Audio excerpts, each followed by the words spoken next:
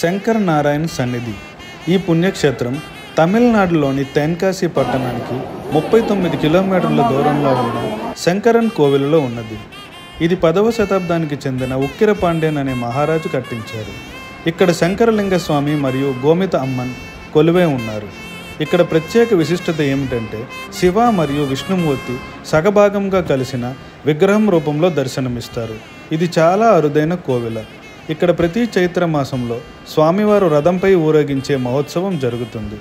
అలాగే ఆలయంలో వాన్మికం అని పిలువబడే ఆలయం లోపల అమ్మన్ సన్నిధి చుట్టూ ఉన్న ప్రాకారంలో కనిపించే ఒక పాము పుట్ట నుండి వచ్చే మన్ను అన్ని వ్యాధులను నయం చేస్తుందని ఇక్కడ ప్రజలు నమ్ముతారు.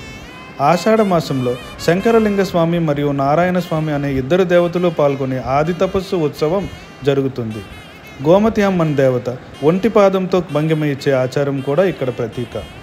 మీలో ఎవరైనా ఈ పుణ్యక్షేత్రం దర్శించకపోతే తప్పక దర్శించండి.